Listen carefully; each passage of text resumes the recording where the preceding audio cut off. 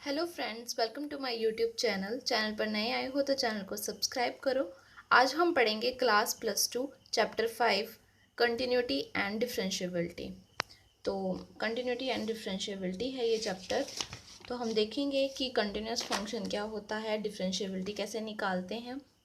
तो पहले ये कुछ डेफिनेशन है, यहाँ पे क्या लिखा है। डेफिनेशन फर्स्ट है, suppose F is a real function on a subset of the real numbers and let C be a point in the domain of f, then f is a continuous at C if limit x tends to C, f of x is equal to f of C। कि f जो है हमारे पास कोई real function दिया हुआ है और f को हमने क्या करना है, कंटिन्यूस प्रूफ करना है। तो f is a continuous at C कब होगा, जब limit x tends to C, f of x जो है वो इक्वल होगी f ऑफ C के। क्या चीज़ बताई है कि limit x tends to C, f of x is equal to f of C।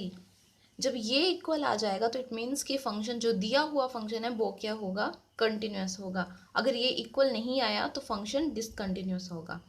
ठीक है, तो हम पहले बात करेंगे कंटिन्यूटी की, क्योंकि कंटिन्यूटी होता क्या है कि कंटिन्यूस मतलब लगातार कोई चीज़ बढ़ रही है, उसको हम क्या बोलते हैं, कंटिन्यूस। तो वैसे ही डिफरेंशिएबिलिटी तो 5.2 से स्टार्ट है, तो हम उसकी डिस्कशन जो वो बाद में करेंगे। पहले हम कंटिन्यूटी पढ़ लेते हैं। तो जैसे फर्स्ट क्वेश्चन दिया है हमारे पास कि prove that the function f of x is equal to 5x minus 3 is continuous at x is equal to 0, at x is equal to -3 and at x is equal to 5। कि हमें proof करना है कि ये जो दिया हुआ function है वो x इक्वल टू 0 पर क्या है, कंटिन्यूस है। तो हम लिखेंगे क्वेश्चन नंबर 1 का सोल्यूशन। हमारे पास गिवन क्या है,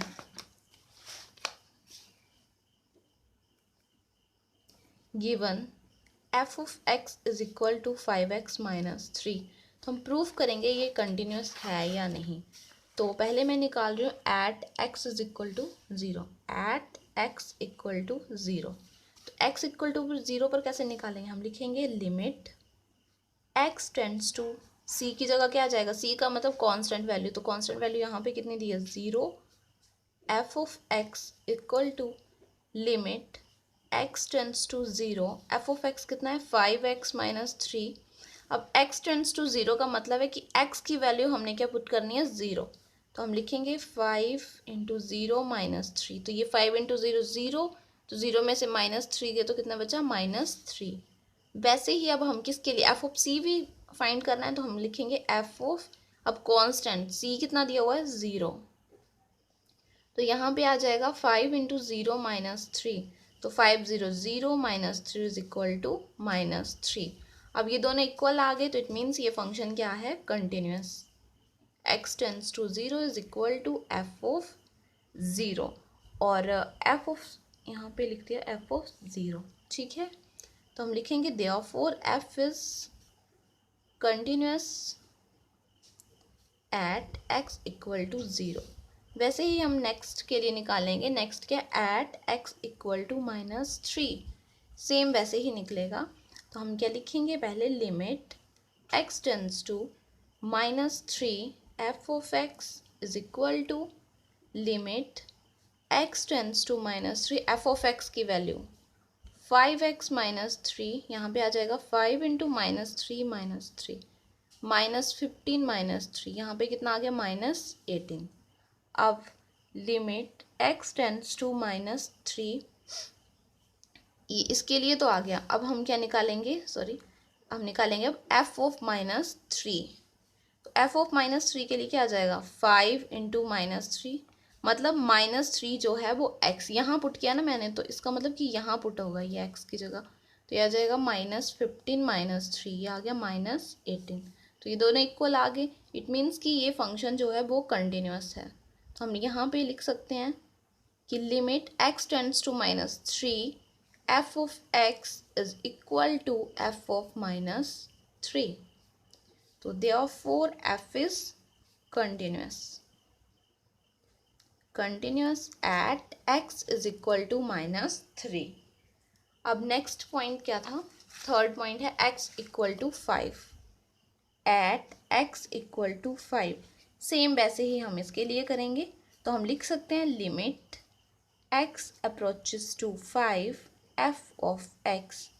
limit x approaches to 5 f of x की वैल्यू कितनी है 5x माइनस 3।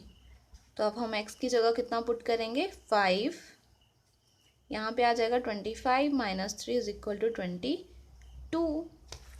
तो अब हम निकालेंगे f ऑफ, कितनी वैल्यू पुट की थी हमने एंड में 5, तो f ऑफ 5 तो कितना आ जाएगा 5 इंटू 5 माइनस 3, तो ये आ गया 25 माइनस 3 इज इक्वल टू 22। तो हम लिख सकते हैं limit x approaches to 5 f of x is equal to f of 5, therefore f is continuous at x is equal to 5। तो ये सारा कंटिन्यूस आ गया। अब करेंगे हम सेकंड क्वेश्चन कि examine the continuity of the function f of x is equal to 2x square minus 1 at x is equal to 3। Same वैसे ही continuous proof करना जैसे हमने फर्स्ट क्वेश्चन में किया, वैसे ही हम सेकंड क्वेश्चन में करेंगे। तो हमारे पास गिवन क्या है, गिवन है f of x is equal to 2x square minus 1। अब हमने किसके ऊपर प्रूफ करना है, at x is equal to 3। तो हम लिखेंगे एट x इक्वल टू 3। तो यहाँ पे आ जाएगा limit x tends to 3 f of x। अब f ऑफ x की वैल्यू पुट करेंगे तो कितना आ जाएगा 2x स्क्वेयर माइनस 1। तो अब x टेंड्स टू 3 मतलब x की जगह कितना आ जाएगा 3। तो यहाँ पे आ गया 3 3 जा 9, 9 2 जा 18 माइनस 1 इज इक्वल टू 17। अब हम निकालेंगे f ऑफ 3। तो कितना आ जाएगा 2 इंटू 3 स्क्वायर माइनस 1, 3 3 जा 9, 9 2 जा 18 माइनस 1 इज इक्वल टू 17। तो ये दोनों इक्वल आ गए, इट मीन्स कि ये कंटिन्यूस है। Limit x approaches x tends to 3 f of x is equal to f of 3, therefore f is continuous at x is equal to 3। ये भी क्या आ गया कंटिन्यूस। तो वैसे ही अब हम थर्ड क्वेश्चन करेंगे। तो थर्ड क्वेश्चन में हमारे पास क्या बोला है कि examine the flowing functions for continuity, कि ये जो हमारे पास पार्ट दिए हुए हैं ये हमने इसमें कंटिन्यूटी प्रूफ करनी कि ये कंटिन्यूस है या नहीं। अब देखो ऊपर वाले क्वेश्चन में जो क्या था कि हमारे पास वैल्यू दी हुई थी, कोई भी कांस्टेंट वैल्यू दी थी, कि जैसे फर्स्ट क्वेश्चन में 3 वैल्यूज़ थी, सेकंड में भी 1 थी। अब इसमें कोई वैल्यूज़ नहीं दी है, तो हम कैसे बिना वैल्यू का कैसे निकालेंगे, बस अब हम करेंगे ये डिस्कस। तो यहाँ आ गया क्वेश्चन नंबर 3 का फर्स्ट पार्ट। तो फर्स्ट पार्ट क्या है, f of x is equal to x minus 5।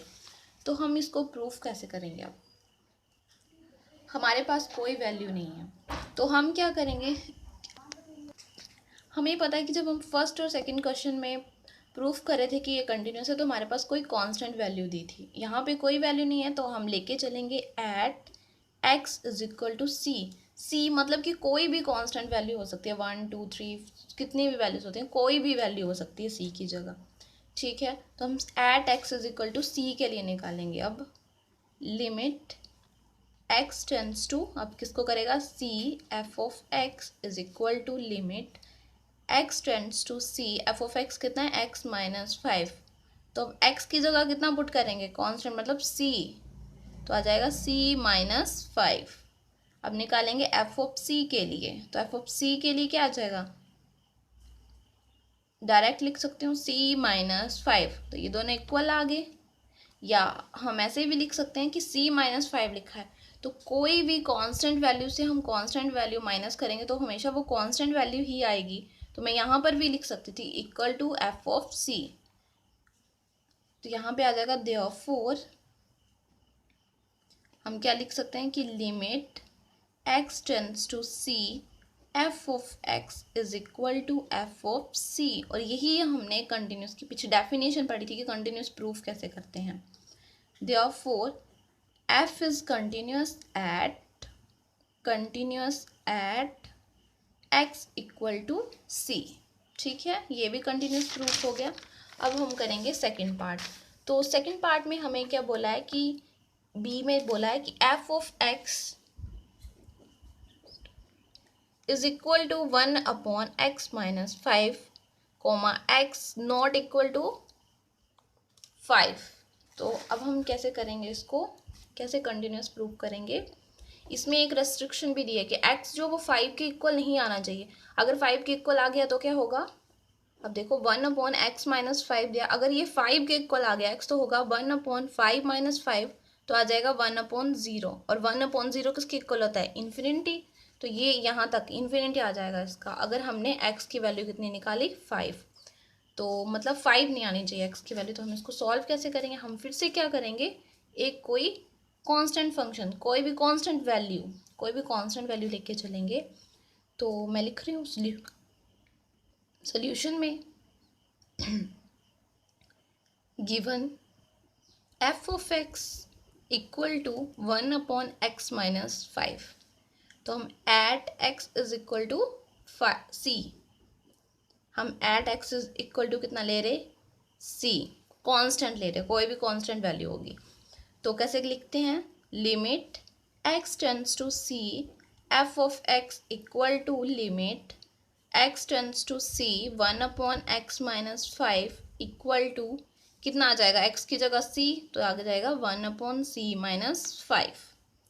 ठीक है, अब हम लेंगे f ऑफ c के लिए। तो f ऑफ c के लिए क्या आ जाएगा, 1 upon c minus 5। It means कि ये दोनों के आगे इक्वल आ गए हमारे पास। तो हम लिख सकते हैं कि ये दोनों के आगे कंटिन्यूस। तो हम क्या लिखेंगे कि f is continuous at x is equal to c, but हम ये भी लिखेंगे जो हमें रेस्ट्रिक्शन दी थी।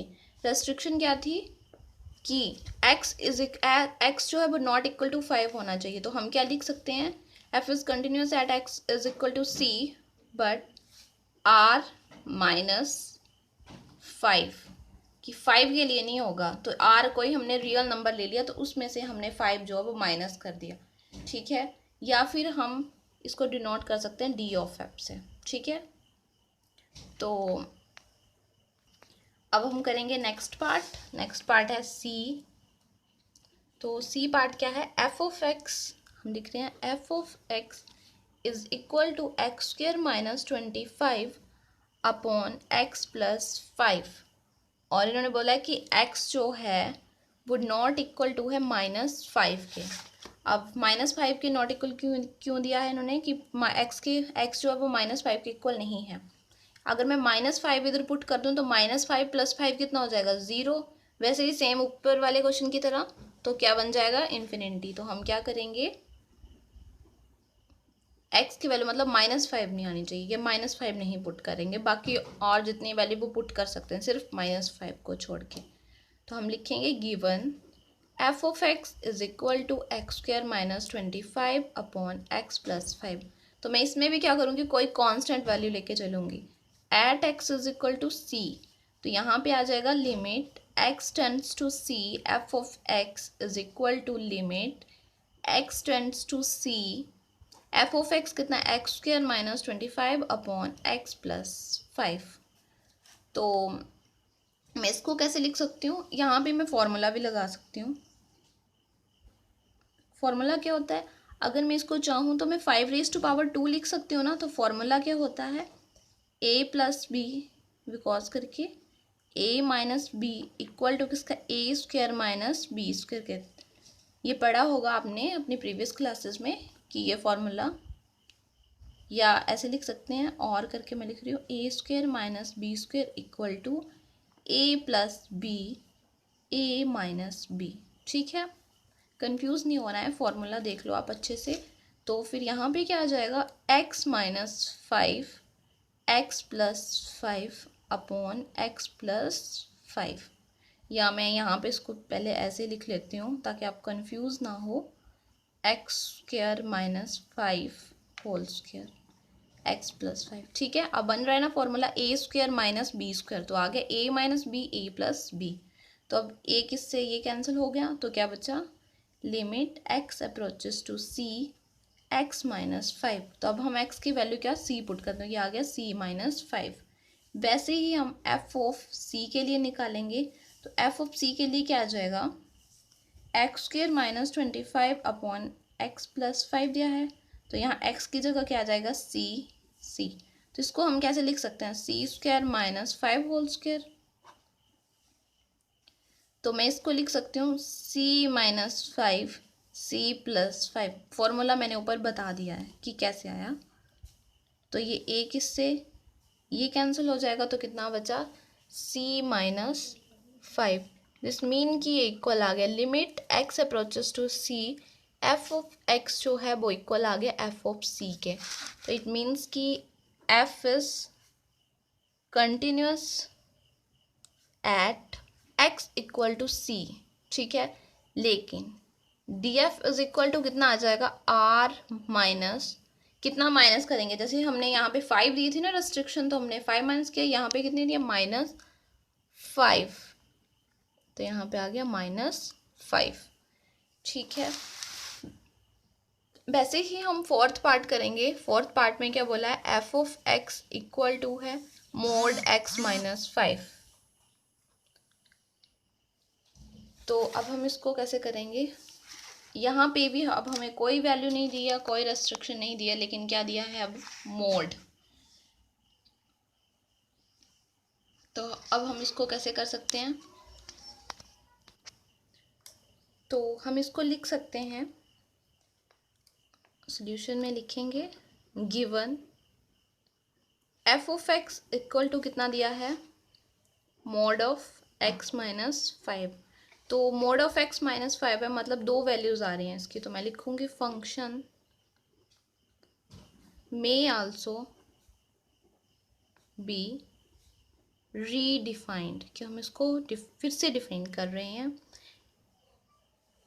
एस। तो कितना आ जाएगा ये फिर से, एफ ऑफ एक्स, इसकी हम निकालेंगे दो वैल्यूज। तो दो वैल्यूज क्या आ जाएंगी, एक आ जाएगी एक्स माइनस 5, लेकिन एक्स माइनस 5 कब आएगी, जब 4x जो है वो ग्रेटर देन कितना होगा, 5 होगा। ठीक है, और एक आ जाएगी -x-5। दो वैल्यूज आती है ना, एक x -5 आ गई, एक माइनस में ले रहे हैं। 4 कब होगा, जब x जो है वो लेस देन होगा 5 के। ठीक है, तो x -5 कब आएगी, 4x is greater than equal to 5, और ये कब आएगी, x लेस देन 5 की जब 5 से बड़ी होगी या 5 होगी वैल्यू तो हम ये लेंगे, और जब 5 से छोटी होगी वैल्यू तब हम इसका यूज़ करेंगे। ठीक है, तो हम क्वेश्चन को अब सॉल्व कैसे करेंगे, जब दिया हो कि एट एक्स इक्वल टू कितना, सी मतलब कोई कांस्टेंट वैल्यू कितना, 5 दी है। अब इक्वल टू की बात किया तो इट मीन्स हम क्या लेंगे, फर्स्ट वाला x -5 का लेंगे। तो हम लिख सकते हैं लिमिट x अप्रोचेस टू, कितना लिख सकते हैं, c f of x is equal to limit x approaches to c f of x कितना, x -5। तो x -5 क्यों लिया मैंने, क्योंकि x की वैल्यू इक्वल टू 5 है, तो ये था इक्वल वाला, तो लिया ये फर्स्ट। ठीक है, x, अब मैं x की वैल्यू के प्रूफ पुट कर दूंगी c -5। ठीक है, अब हम लेंगे एट x जो है वो क्या लेंगे हम, लेस देन, x जो है इक्वल टू है c और लेस देन किसके है, 5 के। अगर लेस देन 5 है तो इट मीन्स कि ये इसके इक्वल आ रहा है। तो इस बार एफ ऑफ एक्स क्या बन गया हमारे पास, F of X is equal to limit X tends to C, F of X बन गया ये -x -5। अब देखो ऊपर वाला किया मैंने क्वेश्चन की x -5 या c -5, तो हमें पता है कि कोई भी कांस्टेंट वैल्यू से हम कांस्टेंट वैल्यू माइनस करेंगे तो वो कांस्टेंट ही आएगी, तो इट मीन्स कि ये एफ ऑफ सी के भी इक्वल है। तो ये कंटिन्यूस आ गई एट x इक्वल टू 5 पे। ठीक है, तो अब यहाँ पे क्या लिख सकते हैं कि f is continuous at x equal to कितना है जब 5 ले रहे हैं हम। तो अब वैसे ही हम यहाँ पे करेंगे, तो अब मैं c की वैल्यू इधर रख रही हूँ, सॉरी c की नहीं x की, x टेंड्स टू c है तो यहाँ पे c, तो यहाँ पे कितना आ जाएगा माइनस ब्रैकेट c माइनस 5।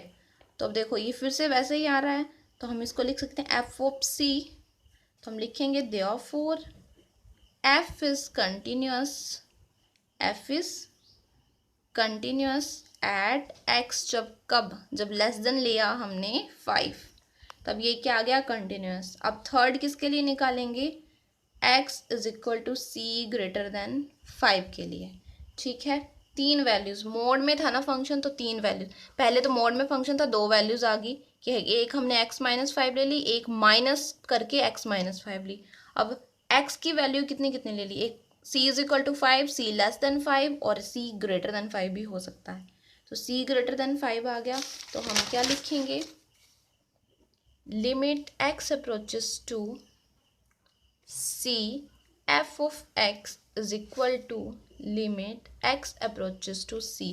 अब हमने क्या लिया है, x हमने ली है value c is greater than 5, तो ग्रेटर देन 5 कब होगी, जब x माइनस 5 आएगा, तो यहाँ पे आ जाएगा x माइनस 5।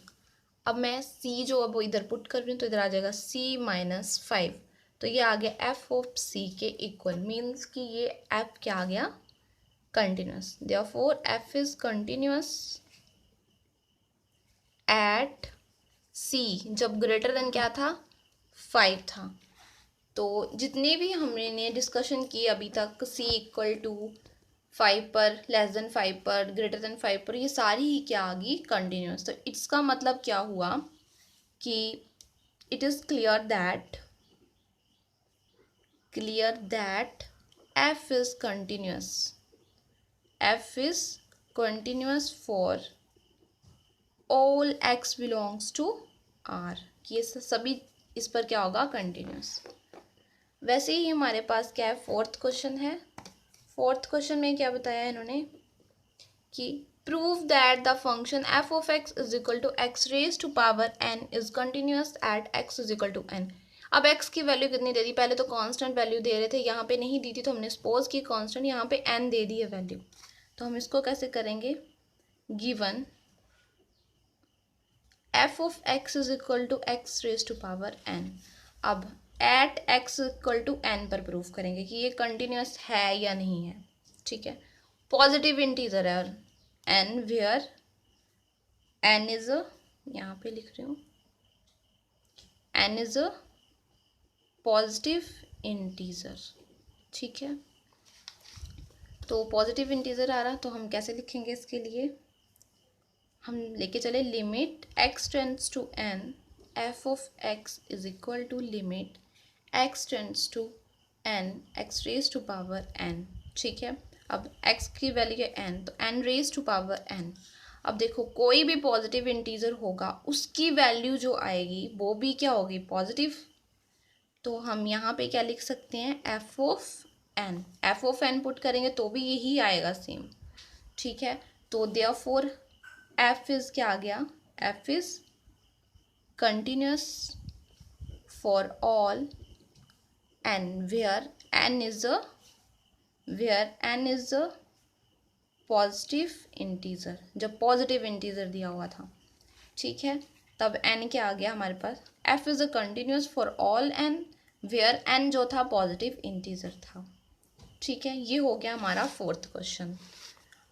अगर वीडियो अच्छी लगे तो वीडियो को लाइक करो, शेयर करो और कमेंट करो और चैनल को सब्सक्राइब करो। Thank you.